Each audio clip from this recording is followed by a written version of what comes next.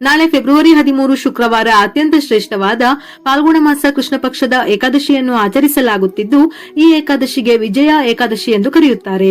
ನಾಳೆ ಶುಕ್ರವಾರ ಏಕಾದಶಿ ದಿನವೇ ಮೂಲಾ ನಕ್ಷತ್ರ ಬಂದಿರುವುದು ಬಹಳ ವಿಶೇಷ. ಹಾಗಾಗಿ ನಾಳೆಯ ದಿನ ವೆಂಕಟೇಶ್ವರ ಸ್ವಾಮಿ ಅಥವಾ ವಿಷ್ಣು ಸಮೇತ ಲಕ್ಷ್ಮಿಯನ್ನು ಭಕ್ತಿಯಿಂದ ಪೂಜಿಸಿದರೆ ನಿಮ್ಮ ಸಕಲ ಇಷ್ಟಾರ್ಥಗಳು ತಕ್ಷಣವೇ ಈಡೇರುತ್ತದೆ. ಏಕಾದಶಿಯಲ್ಲಿ ಮಾಡುವ ಉಪವಾಸ ತುಂಬಾ ಕಠಿಣವಾಗಿರುತ್ತದೆ. ಎಲ್ಲಾ ಉಪವಾಸಗಳಿಗಿಂತ ಏಕಾದಶಿ ಉಪವಾಸ ತುಂಬಾನೇ ಶ್ರೇಷ್ಠ. ಅಲ್ಲದೆ ಶ್ರದ್ಧಾ ಭಕ್ತಿಯಿಂದ ಏಕಾದಶಿ ವ್ರತವನ್ನು ಆಚರಿಸಿದರೆ ಅಷ್ಟೇ ಒಳ್ಳೆಯ ಪ್ರತಿಫಲಗಳು ಸಿಗುತ್ತವೆ. ಏಕಾದಶಿ ತಿಥಿ ಸಮಯ ಫೆಬ್ರವರಿ 12ರ ಮಧ್ಯಾಹ್ನ 12:22 ಪ್ರಾರಂಭವಾಗಿ ಫೆಬ್ರವರಿ 13ರ ಮಧ್ಯಾಹ್ನ 2:25 ಮುಕ್ತಾಯವಾಗುತ್ತದೆ. ಉಪವಾಸ ವ್ರತವನ್ನು ಆಚರಿಸುವವರು ಏಕಾದಶಿ ತಿಥಿಯ ದಿನದಂದು ಉಪವಾಸವನ್ನು ಪ್ರಾರಂಭಿಸಿ ದ್ವಾದಶಿ ತಿಥಿಯ ದಿವಸ ಉಪವಾಸವನ್ನು ಮುಕ್ತಾಯ ಮಾಡಬೇಕು. ಏಕಾದಶಿ ಉಪವಾಸವನ್ನು ಮುರಿಯುವುದನ್ನು ಪಾರಣ ಎಂದು ಕರೆಯಲಾಗುತ್ತದೆ. ಏಕಾದಶಿ ಉಪವಾಸದ ಮರುದಿನ ಸೂರ್ಯೋದಯದ ನಂತರ ಪಾರಣವನ್ನು ನಡೆಸಲಾಗುತ್ತದೆ. ನಾಳೆಯ ದಿನ ವಿಶೇಷವಾಗಿ ಸ್ನಾನ ಮಾಡುವ ನೀರಿನಲ್ಲಿ ಈ ಕೆಳಗಿನ ವಸ್ತುಗಳನ್ನು ಸೇರಿಸಿದರೆ ವಿಶೇಷ ಫಲಗಳು ದೊರೆಯುತ್ತವೆ. ತುಳಸಿ ಎಲೆ, ಅಶ್ವಮೇಧ ಯಾಗ ಮಾಡಿದಷ್ಟು ಪುಣ್ಯ. ಅರಿಶಿನ, ಜಾತಕದಲ್ಲಿ ಗುರುಬಲ ಹೆಚ್ಚಿ ಶೀಘ್ರ ವಿವಾಹವಾಗುತ್ತದೆ. ಕರ್ಪೂರದ ಪುಡಿ, ಧನಾಕರ್ಷಣೆ ಉಂಟಾಗುತ್ತದೆ. ಕಪ್ಪು ಎಳ್ಳು, ಪಿತೃ ಮತ್ತು ಶನಿ ದೋಷಗಳು ನಿವಾರಣೆಯಾಗುತ್ತದೆ. ಮನೆಯ ಹೊಸ್ತಿಲಿಗೆ ಅರಿಶಿನ ಹಚ್ಚಿ ಕುಂಕುಮದ ಬೊಟ್ಟು ಇಟ್ಟು ಹೊಸ್ತಿಲಿನ ಮುಂದೆ ಅಕ್ಕಿ ಹಿಟ್ಟಿನಿಂದ ರಂಗೋಲಿ ಹಾಕಬೇಕು. ಹೀಗೆ ಮಾಡುವುದರಿಂದ ಮಹಾಲಕ್ಷ್ಮಿಯು ನಿಮ್ಮ ಮನೆಗೆ ಆಗಮಿಸುತ್ತಾಳೆ. ಈ ದಿನ ಉಪವಾಸವನ್ನು ಆಚರಿಸುವುದರಿಂದ ಜನ್ಮ ಜನ್ಮಗಳವರೆಗೆ ಶುಭ ಫಲವನ್ನು ಪಡೆಯಬಹುದು. ಮಹಾಶಿವರಾತ್ರಿಯ 2 ದಿನಗಳ ಮೊದಲು ಪ್ರತಿ ವರ್ಷ ವಿಜಯ ಏಕಾದಶಿ ವ್ರತವನ್ನು ಆಚರಿಸಲಾಗುತ್ತದೆ. ಈ ದಿನ ಶ್ರೀಹರಿಯ ಆರಾಧನೆಗೆ ವಿಶೇಷ ಮಹತ್ವವನ್ನು ನೀಡಲಾಗಿದೆ. ಈ ದಿನದಂದು ಭಗವಾನ್ ವಿಷ್ಣುವಿನ ಆಶೀರ್ವಾದವನ್ನು ಪಡೆದುಕೊಳ್ಳಲು ಉಪವಾಸ ಮತ್ತು ಪೂಜೆಯನ್ನು ಶುದ್ಧ ಹೃದಯದಿಂದ ಮಾಡಿದರೆ ವ್ಯಕ್ತಿಯ ಎಲ್ಲಾ ಆಸೆಗಳು ಈಡೇರುತ್ತದೆ. ಶತ್ರುಗಳ ವಿರುದ್ಧ ಜಯವನ್ನು ಸಾಧಿಸಲು ಈ ಏಕಾದಶಿ ವ್ರತವನ್ನು ಆಚರಿಸಲಾಗುತ್ತದೆ. ದಂತಕಥೆಯ ಪ್ರಕಾರ ತ್ರೇತಾಯುಗದಲ್ಲಿ ರಾವಣನು ಸೀತಾಮಾತೆಯನ್ನು ಅಪಹರಿಸಿದಾಗ ಶ್ರೀರಾಮನು ಸೀತಾಮಾತೆಯನ್ನು ಕರೆತರಲು ಲಂಕೆಗೆ ಹೋಗಲು ಸಮುದ್ರ ತೀರವನ್ನು ತಲುಪುತ್ತಾನೆ. ರಾಮನು ಸಮುದ್ರ ದೇವರನ್ನು ದಾರಿ ಮಾಡಿಕೊಡುವಂತೆ ಪ್ರಾರ್ಥಿಸಿದನು. ಆದರೆ ಸಮುದ್ರ ದೇವನು ಶ್ರೀರಾಮನಿಗೆ ಲಂಕೆಗೆ ಹೋಗಲು ದಾರಿಯನ್ನು ನೀಡಲಿಲ್ಲ. ಋಷಿಯ ಆದೇಶದ ಪ್ರಕಾರ ವಿಜಯ ಏಕಾದಶಿ ಉಪವಾಸವನ್ನು ರಾಮನು ಮೊದಲ ಬಾರಿ ವಿಧಿವಿಧಾನಗಳ ಮೂಲಕ ಶಾಸ್ತ್ರೋಕ್ತವಾಗಿ ಮಾಡಿದನಂತೆ. ಹಾಗಾಗಿ ಸಾಗರವು ದಾರಿಯನ್ನು ಒದಗಿಸಿತು. ಇದರೊಂದಿಗೆ ವಿಜಯ ಏಕಾದಶಿಯ ಉಪವಾಸವು ರಾವಣನ ಮೇಲೆ ವಿಜಯವನ್ನು ಒದಗಿಸಲು ಸಹಾಯಕವಾಗಿದೆ ಎಂದು ಅಂದಿನಿಂದ ಈ ಏಕಾದಶಿ ವ್ರತಕ್ಕೆ ವಿಜಯ ಏಕಾದಶಿ ಎಂದು ಕರೆಯಲಾಗುತ್ತದೆ. ನಾಳೆಯ ದಿನ ತಪ್ಪದೆ ಈ ವ್ರತದ ಕಥೆಯನ್ನು ಓದಿ ಅಥವಾ ಕೇಳಿ. ನಾಳೆಯ ದಿನ ಭಾಗವತ ಅಥವಾ ವಿಷ್ಣು ಸಹಸ್ರನಾಮ ಪಠಣೆ ಮಾಡುವುದು ಕೇಳುವುದು ಅತ್ಯಂತ ಶ್ರೇಷ್ಠ. ಈ ದಿನ ವಿಷ್ಣುವಿನ ಜೊತೆಗೆ ತಾಯಿ ಲಕ್ಷ್ಮೀ ದೇವಿಯನ್ನು ಆರಾಧಿಸುವುದಲ್ಲದೆ ಶ್ರೀರಾಮನನ್ನು ಕೂಡ ತಪ್ಪದೆ ಪೂಜಿಸಿ ಆರಾಧಿಸಲೇಬೇಕು. ಈ ದಿನ ಸ್ನಾನದ ನಂತರ ದೇವರ ಮನೆಗೆ ಗಂಗಾಜಲ ಅಥವಾ ತುಳಸಿ ನೀರನ್ನು ಸಿಂಪಡಿಸಿ ಆನಂತರ ಪೂಜೆಯನ್ನು ಪ್ರಾರಂಭಿಸಬೇಕು. ವಿಷ್ಣುವಿಗೆ ಬಿಳಿ ಅಥವಾ ಹಳದಿ ಹೂವುಗಳಿಂದ ಅಲಂಕರಿಸಿದರೆ ಉತ್ತಮ. ದೇವರ ನೈವೇದ್ಯಕ್ಕೆ ಪಂಚಾಮೃತ ಅಥವಾ ಬಾಳೆಹಣ್ಣನ್ನು ಅರ್ಪಿಸಬಹುದು. ಆದರೆ ಯಾವುದೇ ನೈವೇದ್ಯವಾದರೂ ಆ ನೈವೇದ್ಯಕ್ಕೆ ಒಂದಾದರೂ ತುಳಸಿ ದಳವನ್ನು ಸೇರಿಸಿ ಆನಂತರ ವಿಷ್ಣುವಿನ ಪೂಜೆಯನ್ನು ಮಾಡಿ. ವಿಷ್ಣು ಮೂರ್ತಿಯು ಅಶ್ವತ್ಥ ಮರದಲ್ಲಿ ನೆಲೆಸಿರುತ್ತಾನೆ. ಆದ್ದರಿಂದ ಅಶ್ವತ್ಥ ಮರವನ್ನು ಸ್ಪರ್ಶಿಸಿ 7 ಪ್ರದಕ್ಷಿಣೆ ಹಾಕಿದರೆ ಶನಿ ಮತ್ತು ಪಿತೃದೋಷಗಳು ನಿವಾರಣೆಯಾಗುತ್ತವೆ. ಅಶ್ವತ್ಥ ಮರ ಲಭ್ಯವಿಲ್ಲದವರು ನೆಲ್ಲಿಕಾಯಿ ಗಿಡಕ್ಕೆ ಪ್ರದಕ್ಷಿಣೆ ಹಾಕಬಹುದು. ತುಳಸಿ ಕಟ್ಟೆಯ ಮುಂದೆ ದೀಪ ಹಚ್ಚಿ ಪ್ರದಕ್ಷಿಣೆ ಹಾಕಿದರೆ ಕೋಟಿ ಜನ್ಮಗಳ ಪಾಪಗಳು ನಾಶವಾಗುತ್ತವೆ. 1 ಚೊಂಬು ನೀರಿಗೆ ಹಸುವಿನ ಹಾಲನ್ನು ಬೆರೆಸಿ ತುಳಸಿ ಗಿಡಕ್ಕೆ ಹಾಕುವುದರಿಂದ ಆರ್ಥಿಕ ಸಂಕಷ್ಟಗಳು ದೂರವಾಗುತ್ತವೆ. ಓದಿನಲ್ಲಿ ಹಿಂದುಳಿದ ವಿದ್ಯಾರ್ಥಿಗಳು ಬಿಳಿ ಕಾಗದದ ಮೇಲೆ ಗಂಧದಿಂದ ಓಂ ಎಂದು ಬರೆದು ಆ ಕಾಗದವನ್ನು ತಮ್ಮ ಬ್ಯಾಗ್ನಲ್ಲಿ ಇಟ್ಟುಕೊಂಡರೆ ಸ್ವರ್ಣ ಶಕ್ತಿ ಹೆಚ್ಚುತ್ತದೆ. ಆರ್ಥಿಕ ಸಮಸ್ಯೆಯಿಂದ ಬಳಲುತ್ತಿರುವವರು ವಿಶೇಷವಾಗಿ ವಿಜಯ ಏಕಾದಶಿಯ ದಿನದಂದು ತುಳಸಿ ಎಲೆಗಳನ್ನು ಪೂಜೆಗೆ ಬಳಸಬೇಕು. ತುಳಸಿ ಎಲೆಗಳನ್ನು ಅರ್ಪಿಸುವಾಗ ಸಂಪತ್ತು ಮತ್ತು ಸಮೃದ್ಧಿಯನ್ನು ಕರುಣಿಸಲು ಭಗವಾನ್ ವಿಷ್ಣುವನ್ನು ಪ್ರಾರ್ಥಿಸಬೇಕು.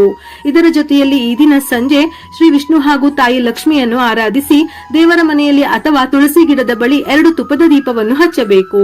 ಹೀಗೆ ಮಾಡುವುದರಿಂದ ಆರ್ಥಿಕ ಬಿಕ್ಕಟ್ಟು ನಿವಾರಣೆಯಾಗಿ ಆರ್ಥಿಕ ಸ್ಥಿತಿ ಉತ್ತಮವಾಗುವುದು. ನಾಳೆಯ ದಿನ ಪ್ರತಿಯೊಬ್ಬರು ಹಳದಿ ಬಣ್ಣದ ವಸ್ತ್ರಗಳನ್ನು ಧರಿಸುವುದರಿಂದ ಜಾತಕದಲ್ಲಿ ಅದೃಷ್ಟ ಮತ್ತು ಐಶ್ವರ್ಯ ವೃದ್ಧಿಯಾಗುತ್ತದೆ. ಆರ್ಥಿಕ ಅಭಿವೃದ್ಧಿಗಾಗಿ ಕೆಂಪು ಬಣ್ಣದ ಬಟ್ಟೆಯಲ್ಲಿ 5 ಏಲಕ್ಕಿಗಳನ್ನು ಕಟ್ಟಿ ಬೀರುವಿನಲ್ಲಿಡಿ. 1 ಅಶ್ವತ್ಥ ಎಲೆಯ ಮೇಲೆ ಗಂಧದಿಂದ ಓಂ ಎಂದು ಬರೆದು ದೇವರ ಮನೆಯಲ್ಲಿಟ್ಟರೆ ಲಕ್ಷ್ಮೀ ದೇವಿಯ ಅನುಗ್ರಹ ಸಿಗುತ್ತದೆ. ಈ ದಿನ ವಿಶೇಷವಾಗಿ ರಾಮ್ ದರ್ಬಾರ್ ಅನ್ನು ಕ್ರಮಬದ್ಧವಾಗಿ ಪೂಜಿಸಬೇಕು. ಪೂಜೆಯ ಸಮಯದಲ್ಲಿ 11 ಬಾಳೆಹಣ್ಣು, ಕೆಂಪು ಹೂವು, 11 ದೀಪ, 11 ಖರ್ಜೂರವನ್ನು ಶ್ರೀರಾಮನಿಗೆ ಅರ್ಪಿಸಬೇಕು. ಹಾಗೆಯೇ ರಾಮರಕ್ಷ ಬೀಜಾಕ್ಷ ಸ್ತೋತ್ರವನ್ನು ಪಠಿಸಬೇಕು. ಇದರಿಂದ ವೃತ್ತಿ ಜೀವನದಲ್ಲಿ ಯಶಸ್ಸು ಸಿಗುವುದು.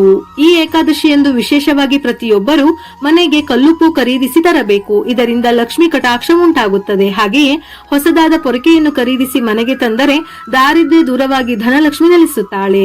ಏಕಾದಶಿಯ ದಿನ ತುಳಸಿಯನ್ನು ಕೀಳಬಾರದು. ಆದರೆ ವಿಷ್ಣುವಿನ ಪ್ರತಿಯೊಂದು ಪೂಜೆ ಪುನಸ್ಕಾರಗಳಲ್ಲೂ ತುಳಸಿ ದಳ ಇಲ್ಲವೆಂದರೆ ಅಪೂರ್ಣವೆಂದು ಹೇಳುತ್ತಾರೆ. ಹಾಗಾಗಿ ಏಕಾದಶಿಯ ಹಿಂದಿನ ದಿನವೇ ತುಳಸಿಯನ್ನು ಕೀಳಬೇಕು.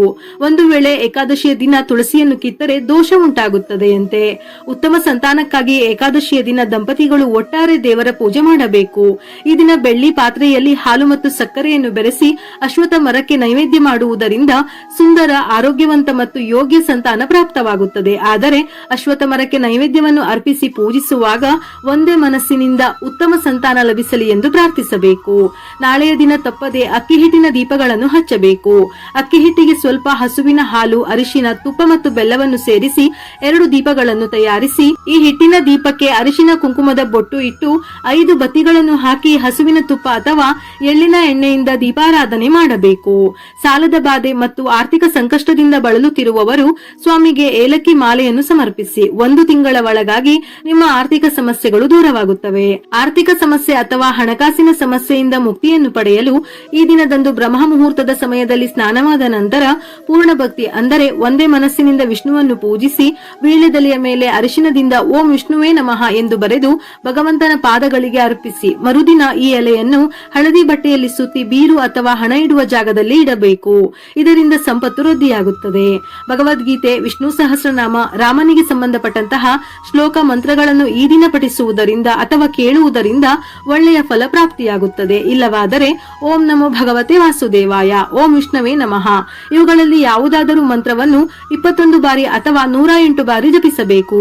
ಪೂಜೆಯ ನಂತರ ಅರಿಶಿನ, ಕುಂಕುಮ, ಬಾಳೆಹಣ್ಣನ್ನು ದಾನ ಮಾಡಿದರೆ ತುಂಬಾ ಶ್ರೇಷ್ಠ. ಇದರ ಜೊತೆಯಲ್ಲಿ ಕಪ್ಪು ಎಳ್ಳು, ಬೆಲ್ಲ, ಅರಿಶಿನ, ಧಾನ್ಯ, ಬಟ್ಟೆ ಮತ್ತು ಹಣವನ್ನು ದಾನ ಮಾಡುವುದು ಶುಭ. ಇವುಗಳಲ್ಲಿ ಯಾವುದಾದರೂ ಒಂದು ವಸ್ತುವನ್ನು ದಾನ ಮಾಡಿದರೂ ವಿಷ್ಣು ದೇವ ಸಂತೃಪ್ತನಾಗುತ್ತಾರೆ. ಲಕ್ಷ್ಮಿಯ ಸ್ವರೂಪವಾದ ಮುತ್ತೈದೆಯರಿಗೆ ಅರಿಶಿನ ಕುಂಕುಮವನ್ನು ನೀಡಿ.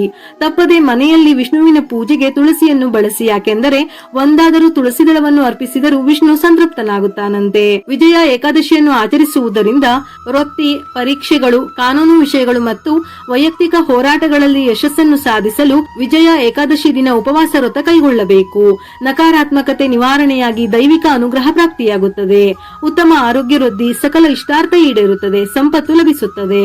ಈ ಉಪವಾಸವನ್ನು ಆಚರಿಸುವವರು ಹಿಂದಿನ ಮತ್ತು ಪ್ರಸ್ತುತ ಜನ್ಮದ ಪಾಪಗಳಿಂದ ಮುಕ್ತರಾಗುತ್ತಾರೆ. ಈ ದಿನ ವಿಷ್ಣುವಿಗೆ ಸಂಬಂಧಪಟ್ಟಂತಹ ದೇಗುಲಗಳಿಗೆ ಹೋಗಿ ತುಳಸಿ ಮಾಲೆಯನ್ನು ಅರ್ಪಿಸಿ ನಿಮ್ಮ ಕೋರಿಕೆಗಳನ್ನು ಪ್ರಾರ್ಥಿಸಿ ಪೂಜೆ ಮಾಡಿದರೆ ಅತಿ ಶೀಘ್ರದಲ್ಲೇ ಶುಭ ಫಲಿತಾಂಶಗಳು ಬರುತ್ತವೆ. ವಿಡಿಯೋ ಇಷ್ಟ ಆಗಿದ್ದಲ್ಲಿ ಮರೆಯದೆ ಲೈಕ್ ಕೊಟ್ಟು ನಿಮ್ಮವರಿಗೆ ಶೇರ್ ಮಾಡಿ. ಇದೇ ರೀತಿಯ ಮನಮುಟ್ಟುವ ಉಪಯುಕ್ತ ಮಾಹಿತಿಗಳಿಗಾಗಿ ಮತ್ತೆ ಭೇಟಿಯಾಗೋಣ.